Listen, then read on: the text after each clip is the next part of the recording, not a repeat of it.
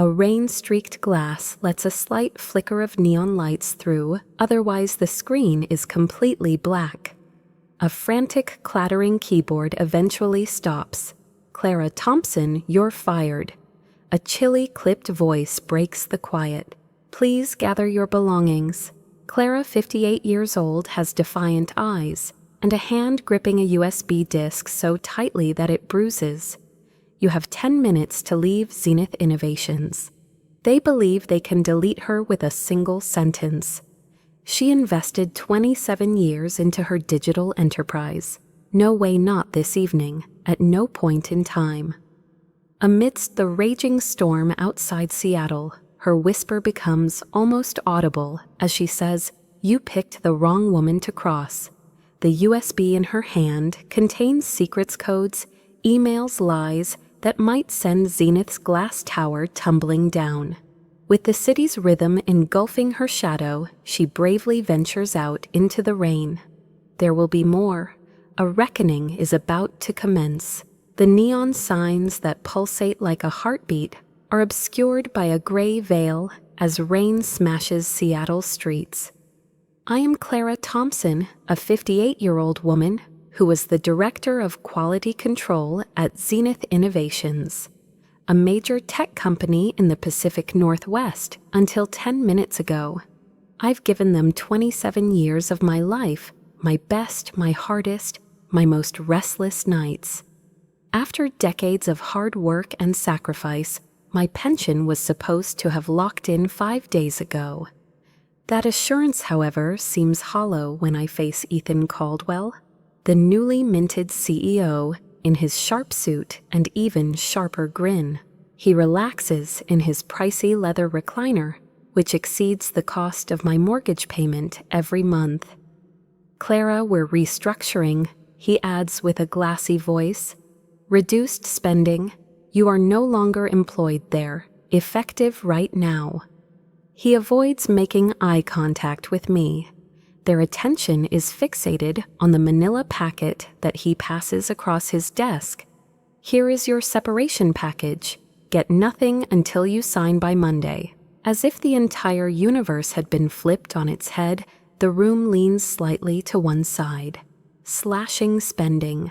Every tech site from San Francisco to Silicon Valley was abuzz with the news that Zenith recently announced record revenues of $2.3 billion for the quarter. The figures are before me, because that is my character, to be thorough, unyielding, and the one who finds the mistakes that others overlook. Hence, I have double-checked them. Looking at the folder makes my stomach churn. Money has no bearing on this. Something else is at the heart of everything, something I've sensed simmering for months. Impatiently, Ethan taps his fingers on the desk. "Someone from Human Resources will come get you so you can empty your desk." I feel like I'm being treated like a relic that he's discarding along with the last year's code. The term dedication is so condescending. After all those 27 years flew by, I should be angry or scared. On the contrary, a peculiar chilly and crystalline serenity washes over me. This pattern is so obviously incorrect, and I've made a living detecting them. Just 5 days till my pension kicks in. Following my notification of those vulnerabilities in Zenith's latest AI driver system, no, there is a reason behind this. I get to my feet and take the unopened folder as a constant reminder of the armor I've worn for many years. My blue jacket clings tightly to my shoulders. "Thanks for the chance, Ethan," I reply, with a calm, nearly courteous voice. A look of astonishment crosses his face. He anticipated anguish, even a pleading. Deadlines, natural catastrophes, and the loss of my spouse, Paul, 10 years ago were more difficult than he had it. I straighten my skirt, spin around, and leave the folder weighing heavily on my palm. Outside HR's Marissa Lopez waits with a pale, sorry face. She looks over at the security guy who is loitering close and murmurs, Clara, I'm so sorry. Tom, who looks like he despises his work today, goes by that name. So they don't have to say a thing, I just nod. Just a short stroll beyond the glass walls, and beeping monitors will bring you to my office. As the servers hum, coworkers look up, and then away, their stillness deafening. Word gets around quickly. Quickly pack your belongings. This is a snapshot of Paul from our most recent Olympic trek. His expression is expressionless. My daughter Sophie gave me this cactus plant before she went off to college. A worn-out plaque commemorating 25 years of service. Nights I skipped Sophie's piano recitals. Holidays shortened for urgent bugs and the quiet pride of protecting Zenith's technology. Those things don't fit in a cardboard box, but they're important. Have a good weekend, Mrs. Thompson. Tom mutters, his voice heavy with embarrassment, as I give him my badge. A little smile leaves my face. I believe I will. As I stand in the foyer, the rain hammering on the glass doors, the elevator goes off. I brave the storm while Tom holds one open. I was drenched when I got into my parked automobile, which was a street away, and the folder was moist but undamaged. Sitting here with the engine turned off, I listen to the rain pound on the windshield. With the radiant Zenith emblem at its core, the skyline of Seattle rises with steel and ambition. Clara, you have a gift, Paul said me. His voice echoes in my mind. He was absolutely correct. You have a unique perspective. Code systems and people have always shown me the flaws. Ethan insisted that we launch the AI drivers quickly 6 months ago. Bugs that could derail an automobile, not only a computer program, were discovered by me. Reports, memoranda, and even a meeting corner on him were all things I did. People could die if you don't fix it now, I warned. He made fun of me, said I was being too careful, and advised me to stay in my lane. Despite his warnings, I persisted in digging. Data emails and anything else that seemed strange was backed up. It might be paranoia or instinct. I never intended to detonate the digital grenade in my handbag, but now it's all on the USB drive. So far. My windshield wipers rip through the rain as I start the car. Perched precariously on the passenger seat, the folder masquerades as a lifeline. If I sign, my right to fight is taken away. Say no, and I might end up losing my life savings, my future, and even Sophie if I don't. However, Ethan was mistaken. He fears I will crumble under the weight of my fears and give in. He never met me. Every late night, every loss, and every time I held my ground has consumed me, yet he has no idea. As I go out into the street, the neon signs of the city blur by. This will continue. All of this is only taking off. The rain has persisted, transforming Seattle into a neon shadow watercolor splotchy. At last, I've made it home to my cozy apartment on Capitol Hill, where the view temporarily distracts you from the fact that the rent sucks up half your money. The little black rectangle that is the USB drive weighs more than the manila folder that I put on top of it as it rests on my kitchen table. A few megabytes of data that might unravel everything. It all boils down to this after 27 years at Zenith Innovations. As I nervously insert it into my laptop, the icy blue light from the screen makes me seem pale. This evening, I am going to reveal a secret that was not meant to be discovered. My name is Clara Thompson. As I click through each folder, labeled with immaculate corporate tags, AI Drive Q1, compliance reports, and exec correspondence, the data load and my heart rate increases. For as long as I can remember, I have been the type of person who meticulously reviews each report and piece of code.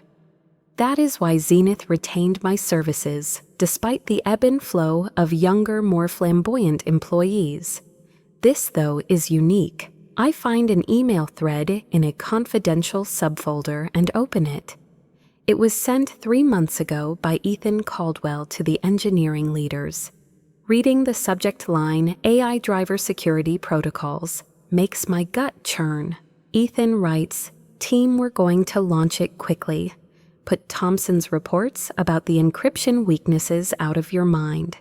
These improvements are expensive but pose little danger. Prioritize the delivery process. The stock's future depends on this." I read on my heart racing. I have attached my reports which contain evidence demonstrating how the AI's security flaws might allow hackers to take over a car while it is in motion.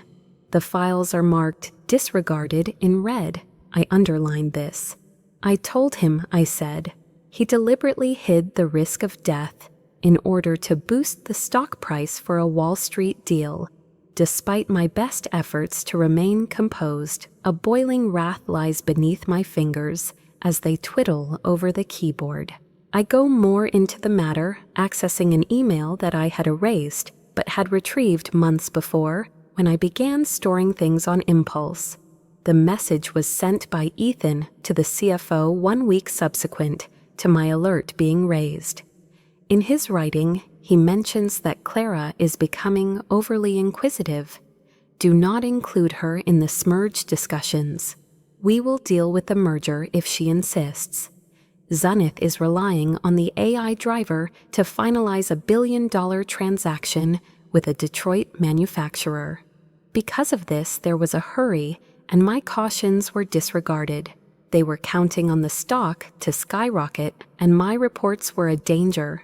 As I relax, the chair makes a noise beneath my weight. As they flit outside, the neon lights cast a dazzling electric blue glow on my walls. Not only carelessness, I call it a cover-up. It startles me when my phone buzzes. The only person that looked me in the eye during my escort out today was my buddy Marissa Lopez from HR. As if Ethan's spies were hiding in the walls, I respond by speaking quietly. "Are you all right, Clara?" She asks, her voice strained with concern. I was informed of the events. "I'm fine, Marissa. It's just not right." I look over at the laptop, the email staring back at me. However, there's something I must know.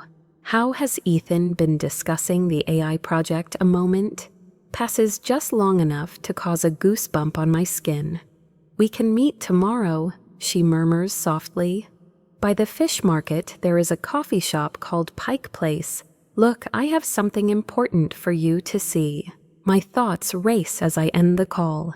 Even though she's terrified, Marissa is loyal not to Zenith, but to me. Returning to the USB drive, I retrieve yet another file. A record of internal audits that is not intended to be accessible to me. The AI system's past certifications are displayed line after line with dates after I reported the issues. It appears as though we meet government criteria, however these are actually phony and backdated. The process of cross-referencing dates makes my pulse race. All signs point to Ethan's team manipulating the figures and covering up the dangers in order to keep the merger moving forward. If word gets out, it's going to be a legal battle. Here we go again. I find solace in the rhythmic tapping of the rain on the glass. Now that it's been 10 years, my spouse Paul is on my mind. As he sipped his coffee, he would sit at this table and tease me about my superpower, my ability to detect falsehoods. "Clara, you're a truth finder," he would tell her. His voice reassured me as I closed my eyes, telling me not to let anybody ever diminish it. After I sign his severance and disappear, Ethan will feel like a winner. This USB is more than simply data. He has no idea what I have or what I have seen. I have no qualms about wielding this weapon. Before I put the USB drive inside my handbag, I make sure to save a copy to a secure cloud drive. Marissa and I will meet tomorrow. Whatever she has, I will include into my arsenal. Sitting on the table, a folder whose contents serve as a trap to keep me quiet taunts me. I am not going to sign. I refuse to budge. My sweat and confidence helped Zenith grow into an empire. The truth will now be used to dismantle it. A hushed challenge surges through the neon outside. Send Ethan to get me. It's time for me. A dreary, clinging type of rain greets you on this Seattle morning. At Pike Place Market, where the aroma of roasted coffee and fresh seafood lingers in the air, I make my way through the throng. The USB drive within my purse is a continual reminder of the secrets I'm carrying, making it seem heavier than it should. The revelations of last night continue to sting Ethan's emails. The phony audits and the intentional concealment of the AI driver's vulnerabilities. I'm Clara Thompson, and I'm 58 years old. Working for 27 years at Zenith Innovations has taught me that standing up for what's right isn't easy, but it's worth it. My HR buddy Marissa Lopez suggested we meet at this charming coffee shop nestled beside the fish market. She's putting her job on the line to show me something. Looking through the steamy glass of the business, I see her bent over a table with her black hair tightly bunched. Marissa has always been reliable, the one who would slip me a coffee when I was auditing late at night, but tonight she seems anxious. "Clara," she says in a low voice, "you look like you haven't slept." I manage to muster a half smile as I settle into the seat. Opposite from her, the aroma of espresso settling me. Rest is undervalued. Have you anything? Her fingers quiver as she nervously pushes a folded sheet of paper across the table, stealing a quick glimpse over her shoulder. "Keep it closed. Ethan wrote a note to the board last week. He's determined to permanently hide your AI reports." As I slip the paper inside my handbag nestled next to the USB, my heart races. "Where can I bury it?" Maintaining a steady tone, I inquire. Marissa draws nearer, her voice barely audible. False certificates are being approved by the compliance team because of him. Claims it's for the sake of streamlining the Detroit merger. He is aware that you are an issue, Clara. Pulling your email logs, he's been keeping tabs on you. Her attention briefly flits to the window, where she notices a man in a Zenith hoodie loitering at a fish stand, his stare appearing too intense for an innocent visitor. Something prickles under my skin. Is he related to Ethan? My grip on my handbag gets tighter as I nod for Marissa to continue speaking. She catches her breath nervously. "That's not all. Ethan was overheard by HR yesterday after their decision to let you go. He boasted about tying up loose ends and claimed that your separation is actually a gag order meant to silence you over the AI problems." Her voice quivers, and I briefly perceive the burden she's bearing: loyalty to me, worry for her own career and children. If she doesn't sign by Monday, he has attorneys prepared to ensnare her in lawsuits. My hand reaches across the table and I squeeze hers. "Marissa, you are under no obligation to do anything." "Thank you," she says, while furiously shaking her head. "Clara, you have always made the correct choice. You need someone to support you." The hooded figure approaches, feigning interest at a fruit stall. I maintain composure despite the thumping in my chest, to which I respond, "We should go," while standing up.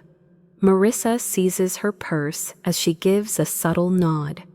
As we sneak out the side entrance, we merge with the commotion of the market, the merchants yelling, the visitors taking pictures, the energy in the air.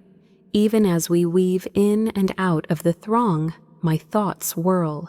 I am the weak link in Ethan's defenses that he must strengthen in order to conceal his falsehoods. which he is constructing in addition to the AI defects. Another piece of evidence, the document in my handbag, shows that he is manipulating the board to force the merger through at whatever cost. As the clamor of Pike Place gradually dies off, we take cover in an alley.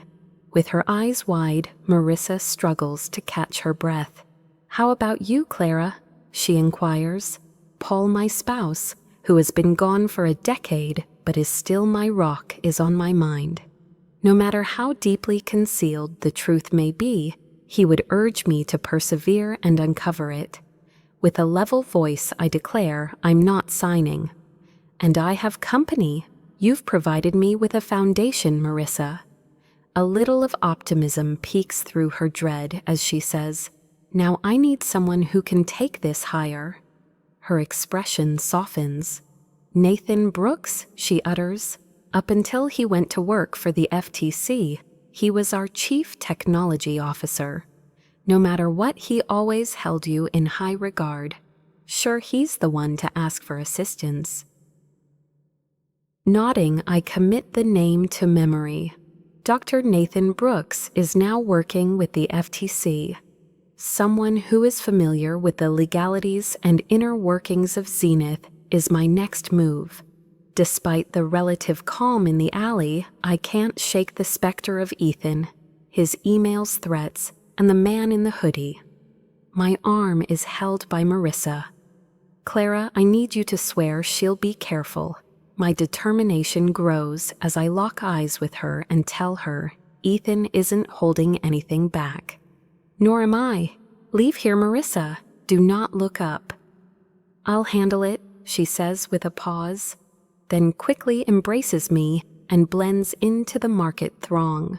Standing alone in the rain with the memo and USB weighed down in my handbag, I feel a mist on my face. At least for the time being, Pike Place's frantic hum serves as a barrier between Ethan and me.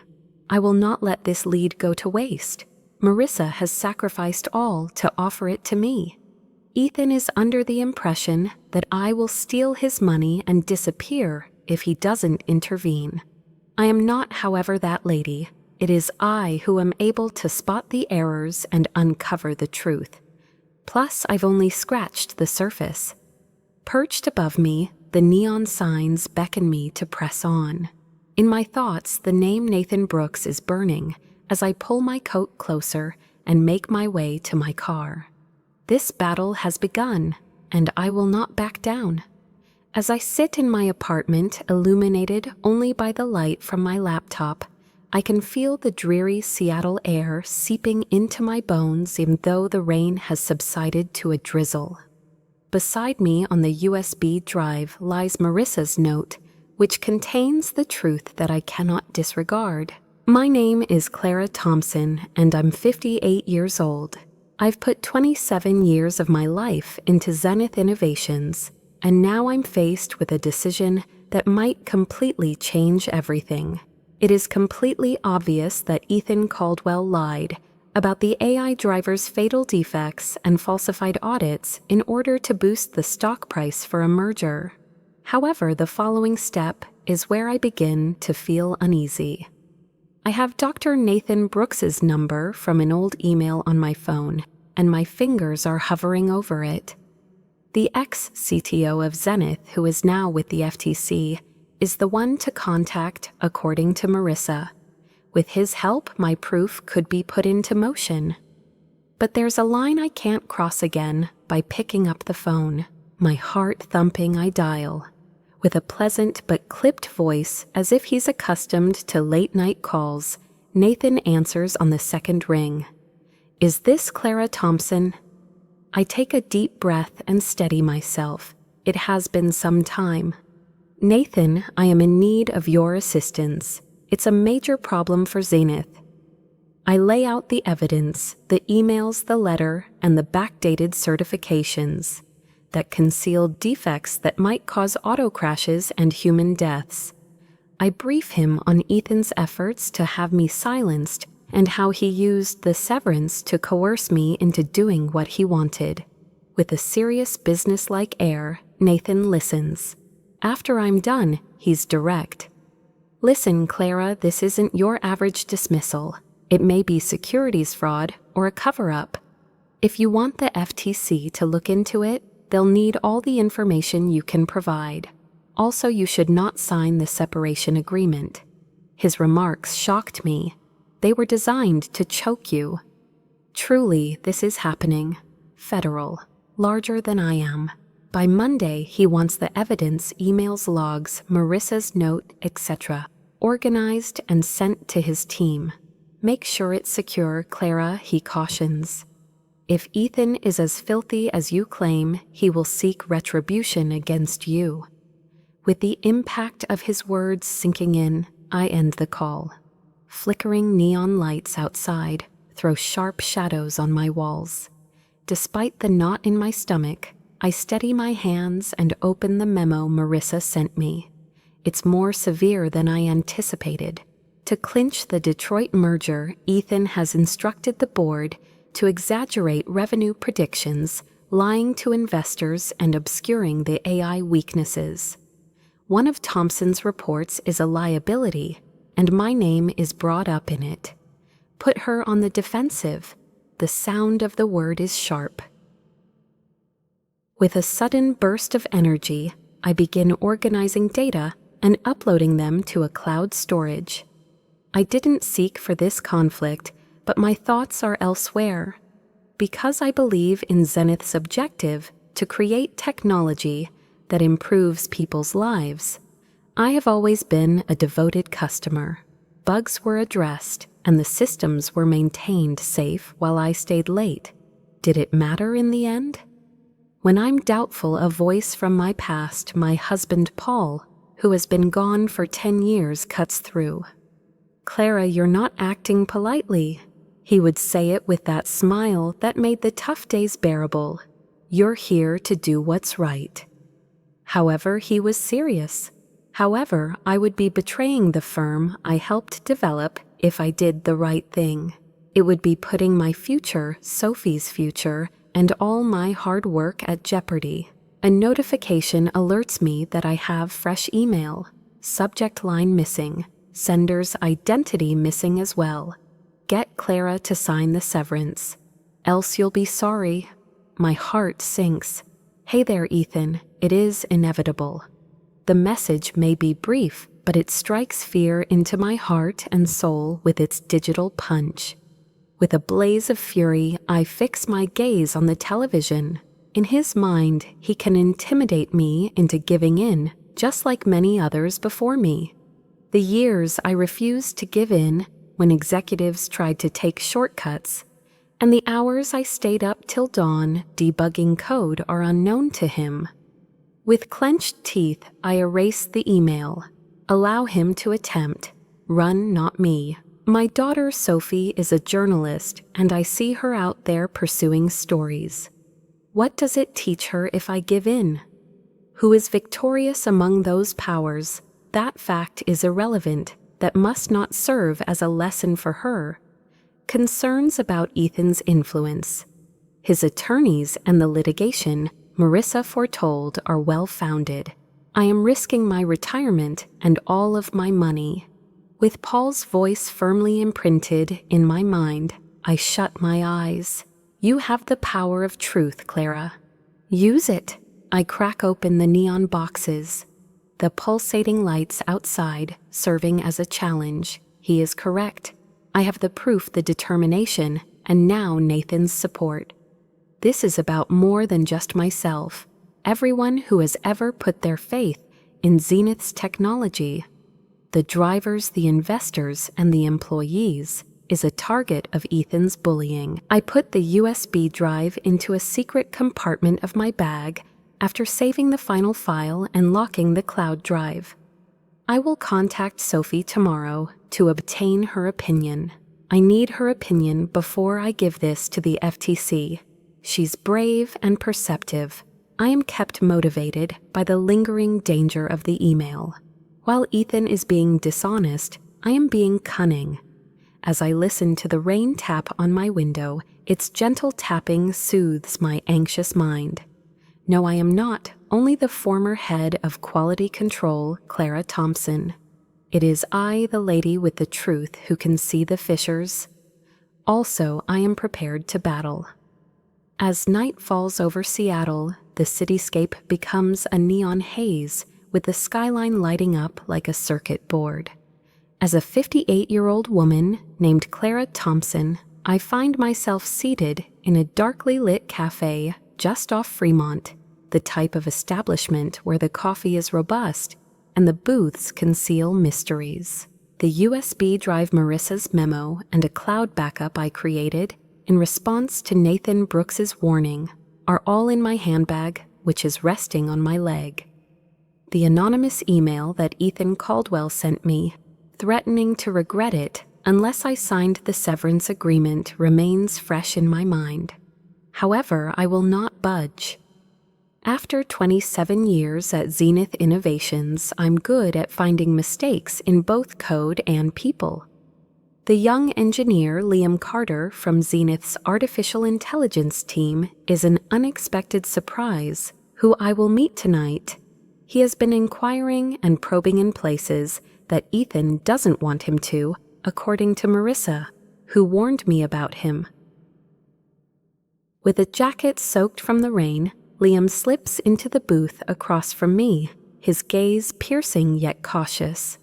His wild energy betrays his addiction to Red Bull and deadlines.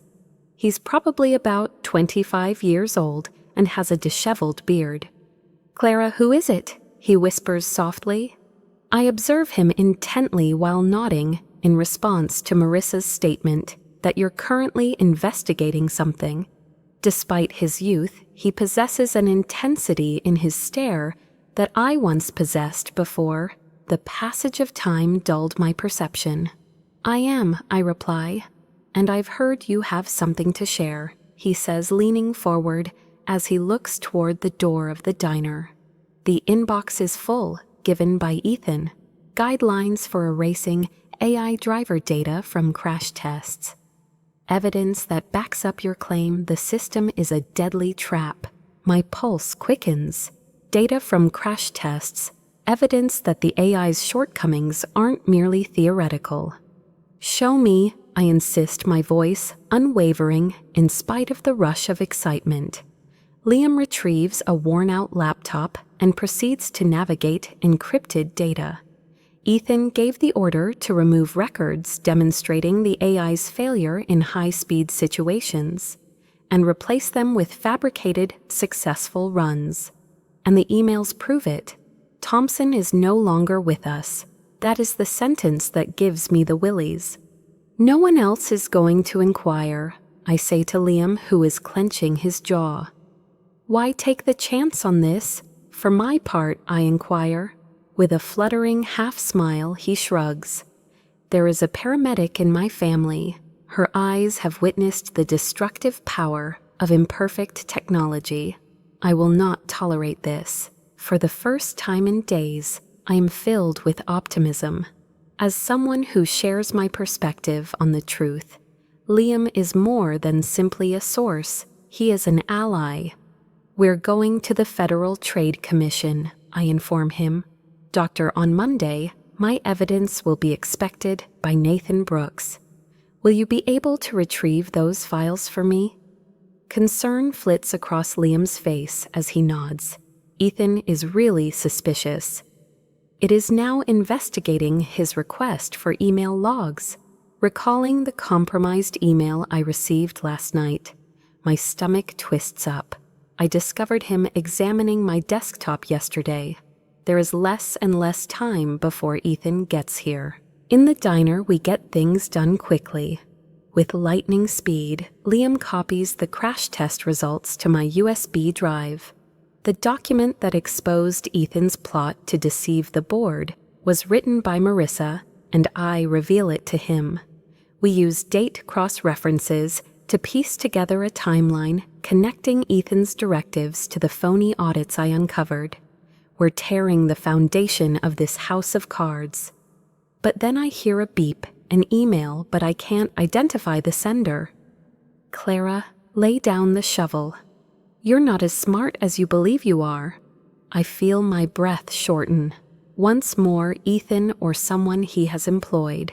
Leaning forward, Liam notices my face. Just what is it?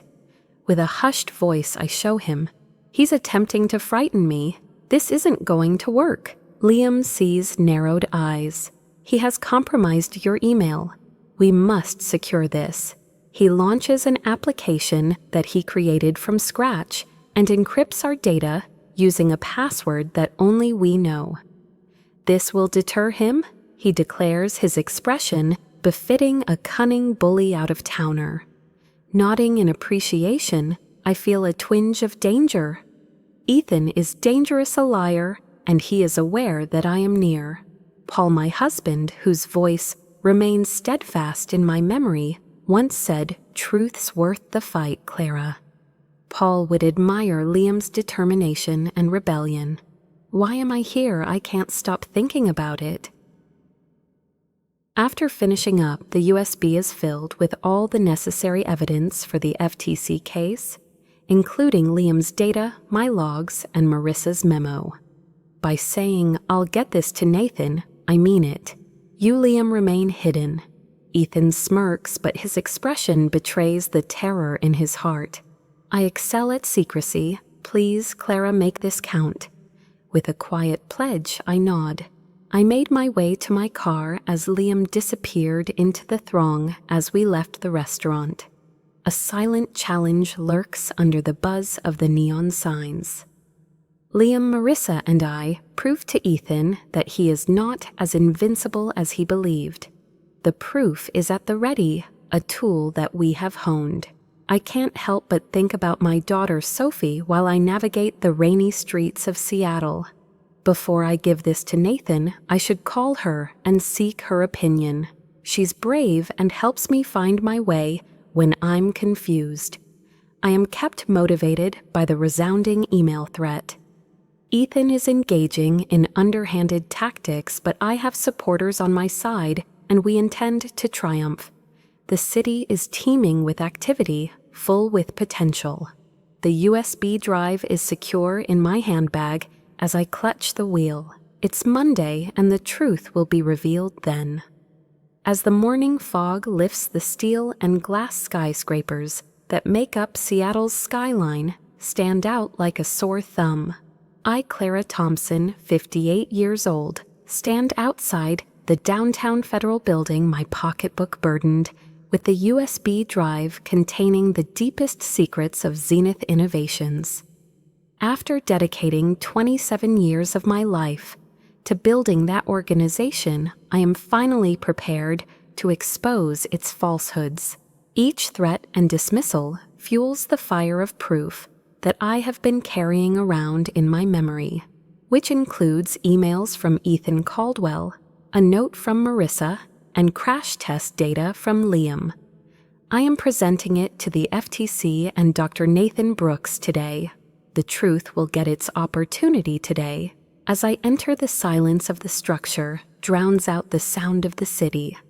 With a sharp gray suit and a forceful handshake, Nathan joins me in the foyer. "Clara," he continues with a steady gaze, "you're doing the right thing." I nod in agreement, but discomfort knots up in my gut. Jumping from a cliff is how it feels when you're doing the right thing. In a modern wood and glass conference room, he ushers me to two FTC investigators, the perceptive attorney, Sarah Kim, and the forensic analyst, Marcus Tate, who has a tablet out and is ready to begin. The professionalism and warmth of their nods as they welcome me is palpable, and I can sense the impending pressure. At this point, it's no longer solely about me. The USB power adapter sat on the table, its glossy black surface reflecting the light. Saying everything's here, I managed to seem more composed than I actually am. Ethan Caldwell's emails directing the destruction of evidence related to AI driver defects. Deceptive audits concealed potential hazards of crashes. a board document that overstates income from the Detroit merger. I meticulously go over each file with them using my extensive experience in quality control to ensure a comprehensive explanation. In a series of betrayals of the confidence I had placed in Zenith Ethan's words, disregard Thompson's reports, neutralize her, flash over the screen. As Sarah reads, her pupils constrict. In a glum expression, Marcus taps notes. "This is systematic," he remarks. "This isn't a case of them just skimping. People's lives are being put at risk while they deceive investors." Nathan dips his head and speaks in a low voice. "This is sufficient to initiate a comprehensive inquiry, Clara. We will verify your details by subpoenaing Zenith's records." My heart races as Marissa's warning reverberates. Ethan is keeping tabs. It's going to move quickly, and he'll know you're behind it. Both the anonymous email and the hooded figure in Pike Place come to mind. I tell myself I'm ready, even if it feels like a dare. Sarah presents me with a document, an agreement to safeguard whistleblowers. "Please sign this," she requests.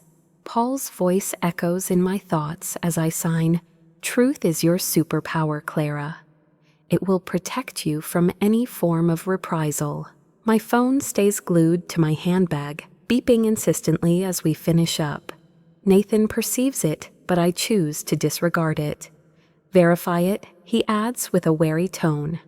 With a heavy heart, I retrieve it. A message left by Marissa, who seems nervous. Clara, Ethan is really devastated. He has IT searching for vulnerabilities in the servers. He mentioned your name to me. With my teeth clenched, I play it for Nathan, urging him to be cautious. A frown forms on his face. He's in a lot of pain. That's both encouraging, it shows he's terrified, and concerning. With the USB backup and encryption done by Liam's code, I nod and tell him to keep the evidence locked down. However, I can't shake the chilling weight of Marissa's worry. The conference concludes with a plan. Ethan will be notified by the FTC, who will formally seek Zenith's data by the end of the day. Sarah hands me her business card.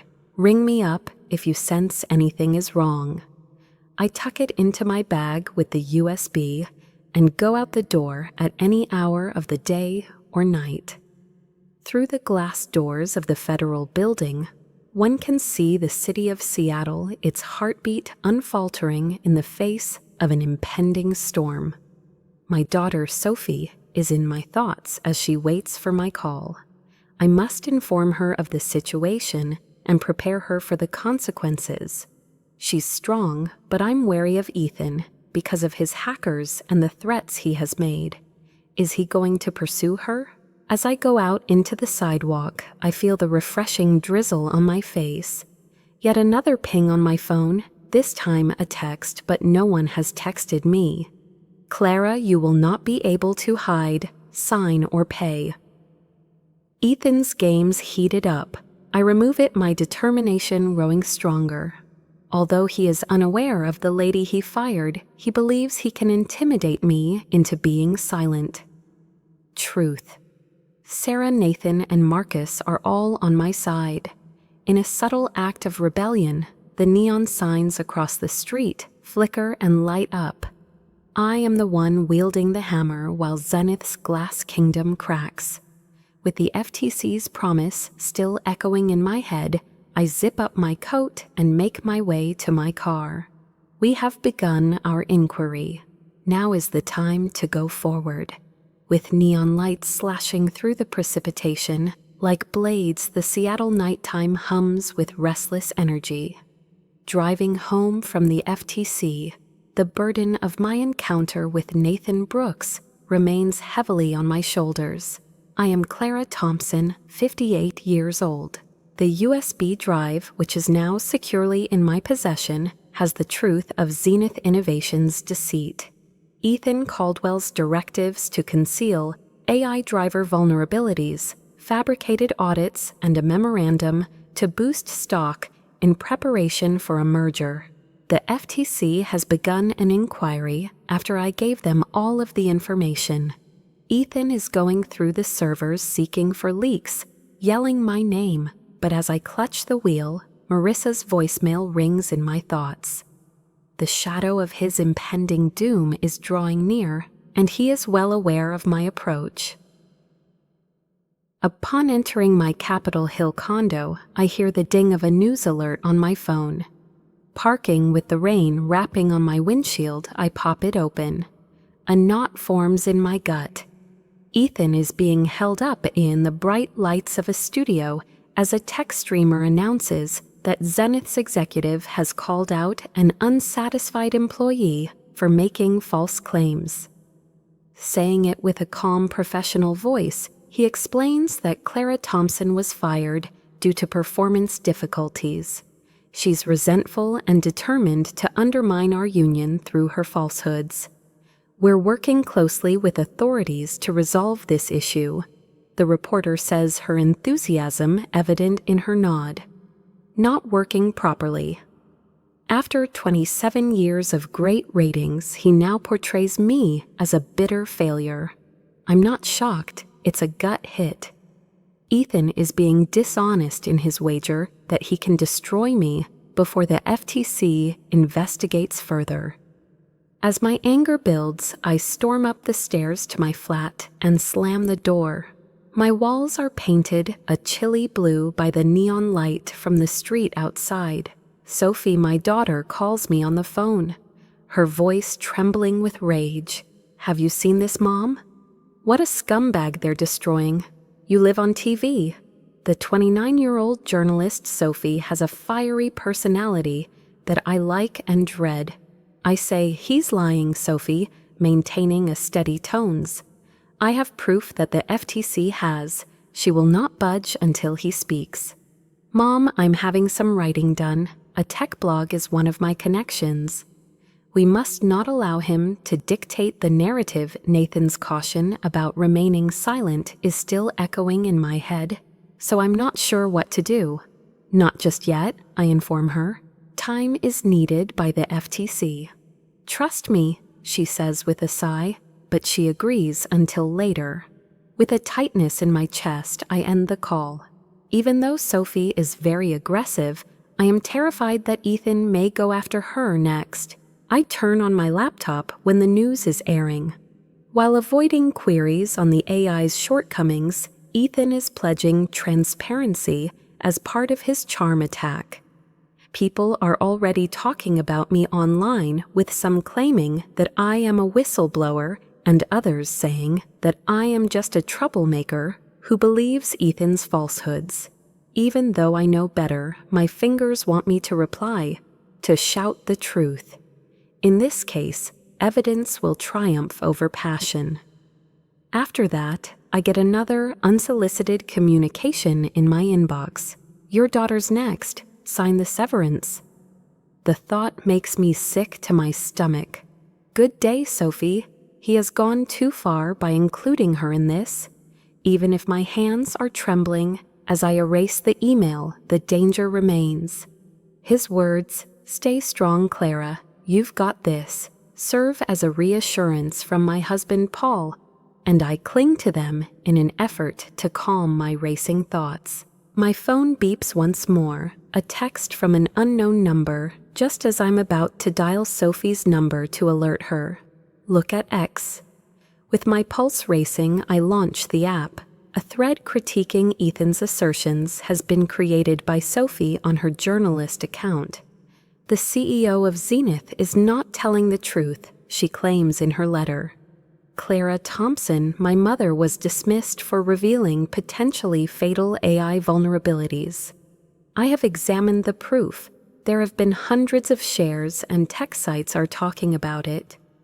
Pride fills my chest, yet worry gnaws at my heart. Sophie has added fuel to the fire, and Ethan isn't the kind to sit on his hands and let things simmer. I raise my voice to address her. "Sophie, knock it down." She plays along, refusing to be intimidated. "Give him a chance, Mom." "I am not scared," I said. "In her honor, Like my own twitching heart, the neon sign outside flickers. Sophie's article has changed the momentum, directing attention to Zenith's weaknesses, while Ethan's falsehoods continue to proliferate. It appears that Marissa's message and Liam's encrypted files are still safe in my cloud storage. Nathan informed me that the FTC is taking action, but Ethan is defending himself by relying on his charisma and my inaction. He never met me, the lady who taught her daughter self-defense, who grieved over her husband but continued on, who debugged code. At 3 a.m, he has no idea who she is. I refuse to authorize the signing of his separation package. I refuse to budge. From my window, I can hear the rebellious buzz of the metropolis. I have the truth, and it cuts deeper than Ethan's falsehoods, even if he has made it personal. I seize my phone, prepared to dial Nathan's number. As the storm rages on, I find myself trapped in its center. As I approach a downtown conference facility, the brisk morning air is tinged with the sting of fall. The glass walls reflect the restless pulse of the city. Hi, I'm 58-year-old Clara Thompson, and I'm carrying around a USB drive full of truth. The lies told by Zenith Innovations, which are now in the possession of the FTC. I will confront Ethan Caldwell directly today, despite the fact that his smear campaign and his broadcast lies labeling me a miserable failure continue to hurt. In response to Zenith's fraudulent audits and fatal AI vulnerabilities, the FTC has convened a public hearing. Emails crash test data from Liam and Marissa's note constitute my proof, which has compelled them to comply. Now I am here to testify and debunk Ethan's well-crafted story. Even though my heart is racing, my blue suit feels like armor. At this very second, everything will change. Inside the room is electric with tension, investors, tech bloggers, and reporters, all looking nervously around as I get into my seat next to FTC attorney Sarah Kim. As if to reassure me, Nathan Brooks nods across the room. Regulatory officials and business leaders sit in an unreadable panel in the front. Ethan has already arrived, looking dapper in his fitted suit and dazzling a reporter with his smooth grin. He hasn't laid eyes on me just yet, but as soon as he does, his mask will break first, in shock, then in wrath. Very well, allow him to writhe. The group is in hushed discussion due to Sophie's thread, her popular post that exposed his falsehoods. Even if his threat, "your daughter's next," reverberates, in my head my daughter's bravery ignites a fire within me. Leaning so close, Sarah speaks softly. "After Ethan, you're up next. Stay focused on the facts." Even though my stomach is in knots, I nod and keep my hands firm. We've got your back. As usual, Ethan's voice is silky smooth as he takes the stand. He proclaims, "Zenith is committed to safety while surveying the space. Dear Ms. Thompson is pursuing a personal vendetta against an ex-employee, and his charges are overblown. I can see the holes, his twitching fingers, his grin that's too tight, but the falsehoods flow off of him like water. Our AI driver has been thoroughly tested, and we're entirely compliant." I tighten my teeth, hearing Paul's voice in my head. "Truth is your superpower, Clara." He avoids answering the panel's questions concerning my reports by blaming miscommunications. And then it's my time. Everyone in the room is staring at me as I stand. I meet Ethan's intense gaze head-on without flinching. I rise above the background noise and introduce myself as Clara Thompson. Protecting Zenith's technology was my top priority for 27 years. I made sure to disclose any potentially fatal issues with the AI driver that I discovered. As proof that Ethan Caldwell disregarded my reports, fabricated audits, and ultimately dismissed me, I present a copy of his email. As I read it out loud, the room goes silent. Every word hits like a hammer. To prove that the AI was flawed, I present the results of Liam's crash tests. To expose Ethan's stock manipulation, in preparation for the merger, I present Marissa's note.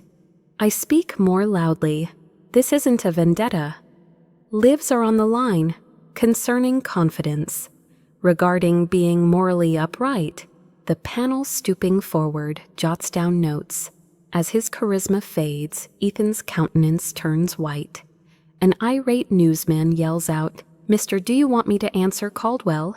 Claiming the emails are out of context, he stammers, but the room is abuzz with activity. Whispers from investors fill the air as phones flash with live tweets. With pride in her eyes, Sophie is in the rear. "Zenith was my home," I said, my voice unwavering. For it I battled. An outburst of applause from the audience washes away Ethan's falsehoods, and now I'm standing up for what's true. My heart races as I sit here, the recollection of Paul's smile fresh in my mind. Despite Ethan's best efforts, the panel's queries are relentless, focusing on details such as dates, facts, and my dismissal. I can watch him lose his footing the second he realizes he's gone. Sarah murmurs, "You nailed it, Clara." However, the triumph is rendered meaningless when my phone jingles with a message from Marissa. Board's panicking. I flinch in shock when they threaten to terminate my employment. In an effort to preserve face, Zenith has reinstated my pension. So far, it is insufficient. Sophie's account is still haunted by the shadow of Ethan's threats and hack. I will not relent until he faces consequences. Ethan approaches me in the hallway as we're leaving, and his voice is hissy. "So you believe you've triumphed? Clara, sign the severance agreement, or I will destroy you and your daughter." His anger is palpable, but I draw forward, my voice becoming cold. "Ethan, you've finished. This is not a hoax." The bright metropolis beyond the glass beckons me to run while I still can, and he flinches as I flee. Fights continue even when the hearing is ended. Everyone from Sophie and Liam to Marissa and the FTC is on my side. I am the one who shattered the glass ceiling of Ethan's kingdom. It begins to rain again, gently purifying. I'm prepared for the next step. Under the rare winter sun, the glass towers that make up Seattle's skyline glitter like a promise fulfilled.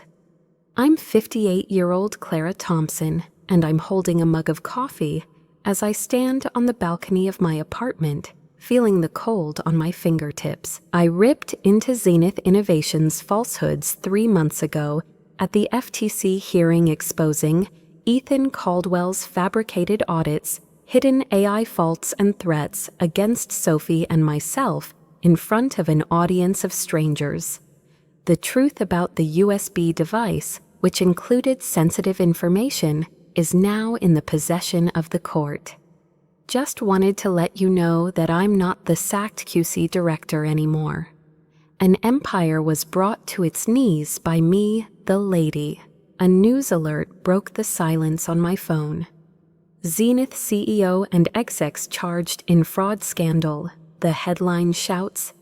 In a guilty plea, Ethan Caldwell and 2 other board members admitted to violating consumer protection laws and engaging in securities fraud. Based on my findings, which was supported by Liam's data and Marissa's message, the piece lays out their plot, which involved manipulating stock prices and concealing the AI driver's lethal hazards. Mentally, I picture Ethan in court with the gavel crashing down on his well-tailored suit. When we locked gazes that day, his haughtiness had given way to defeat. There was a subtle relaxation rather than delight. Finally, fairness. The neon light of Capitol Hill illuminates my walls as I go inside. Subpoenas began to circulate the day following my appearance. As the FTC's probe gained momentum, under the strain, Zenith's board gave apart. It was the signature on those false reports that ultimately led to Margaret Hayes's resignation in shame. She was the chairperson who had previously fired me. As word got out, investors fled, sending the company's price down 40%. I had the pleasure of working with Patricia Vance, the new CEO, many years ago. She was a demanding but fair boss. Her call last week was earnest but strained. "Sarah, we are constructing again. Dismissal is null and void. In addition to a payment for everything, your pension is safe." I refrained from smiling. The money is irrelevant. Responsibility is key. Along with the settlement, Paul and I were able to receive a Whistleblower prize from the FTC. The award was 15% of Zenith's penalty, which is more than enough to purchase a little cottage on Lake Washington, our long-held desire. Yesterday, with Sophie at my side, I signed the documents. My hand was steady. Thanks to the public's indignation, which Zenith was compelled to address, my daughter has been my rock since her message went viral. Now that the new leadership has promoted Marissa to HR lead, she is secure. "We did it, Clara," Liam texted me, his smile broad as he informed me that a competitor business had offered him a position. He was a young engineer who had gambled all. I am not alone. We are all equal partners in this triumph. Even though it looks different now, Zenith is still standing. New compliance standards, open audits, and an official apology for the AI vulnerabilities were all implemented by Patricia's team. They're repairing the driver system according to the plan laid forth in my previous reports. Their most recent update, which was published this morning, was a sly acknowledgement of the lady they sought to remove. Though imperfect, it serves as an initial step. There is a subtle pulsation of shift as the neon outside flickers. I remain steadfast even if Ethan has departed and his kingdom has crumbled. Down below, the metropolis buzzes with potential.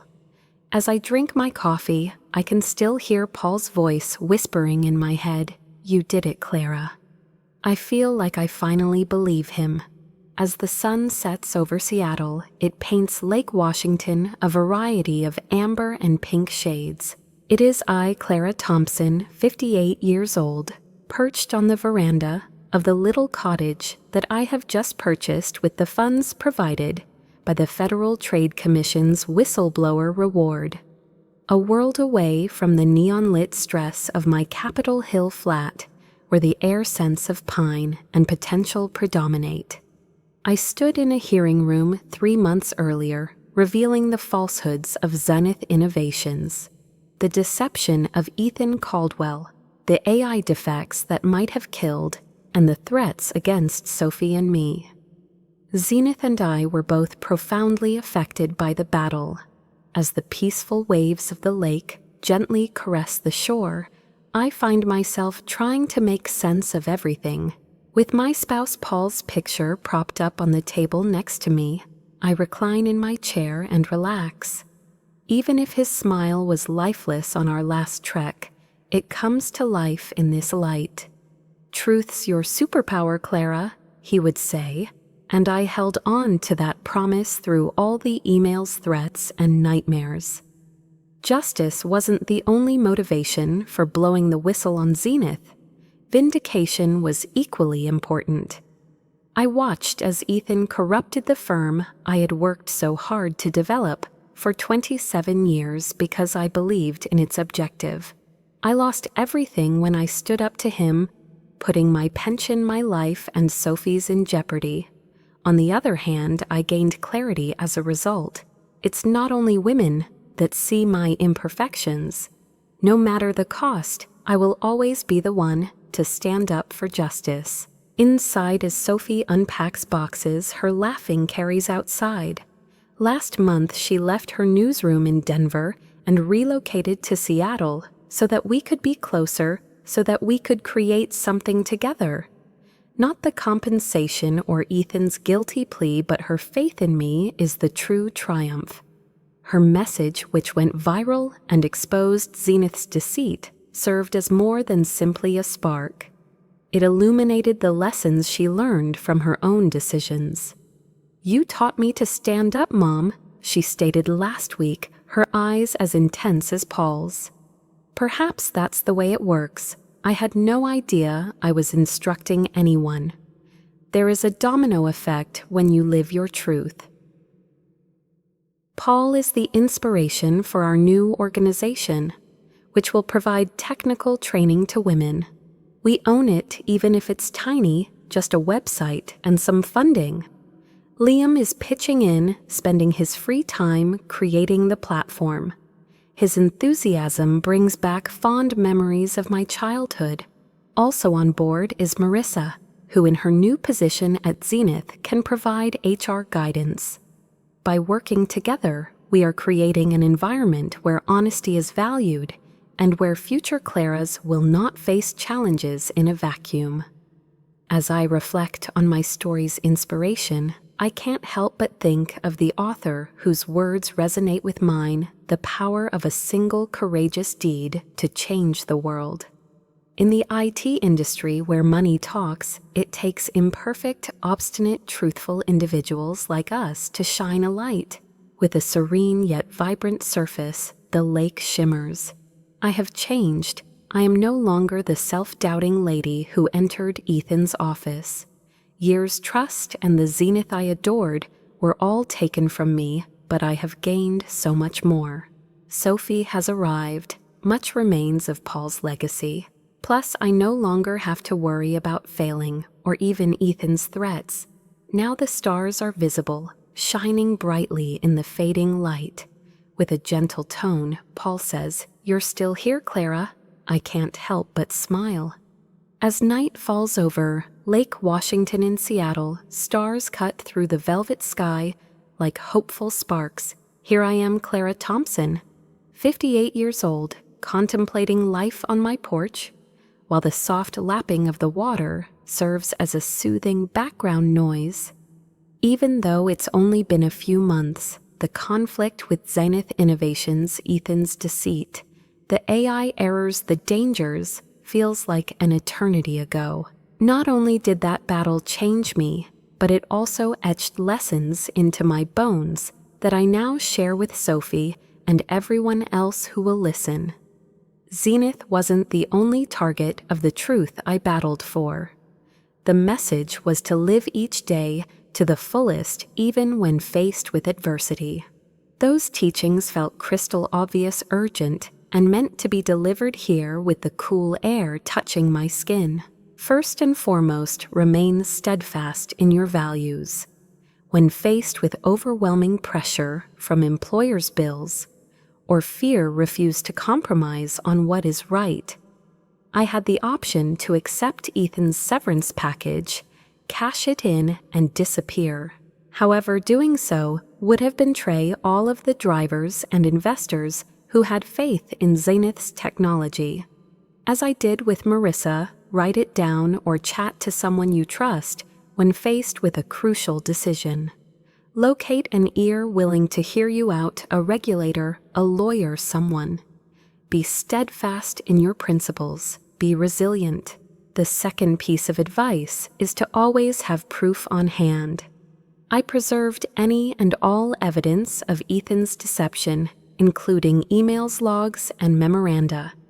If it weren't for them, I'd be nothing more than an enraged former employee. Get going right away by documenting everything of your work emails and meetings. Anything safe like a laptop, a cloud drive, etc. Details like these will protect you from harm and give you a voice when others try to stifle you. Third, you're never truly alone. I was fortunate to have the companionship of Sophie, Liam, Marissa, and Nathan. Determine who among your friends, family, coworkers, and acquaintances will support you. Do your networking effort ahead of time. Nothing says care like a cup of coffee with a colleague or a compliment to an entry-level worker. We are stronger together, and the power of a single ally can transform our world. When it came time for Sophie to speak up, Liam to risk losing his job, and others to challenge Zenith's ways. I didn't realize it at the time, but my position ultimately inspired them. Every bit of bravery you muster illuminates a way. Give your testimony not to get praise, but so that others may see that they too can overcome adversity. All it takes to start a ripple is a post, a chat, or even a subtle phrase. As the stars twinkle, the water glistens. These teachings apply to more than just myself. They're for those who are dealing with a system that seems too large or harsh.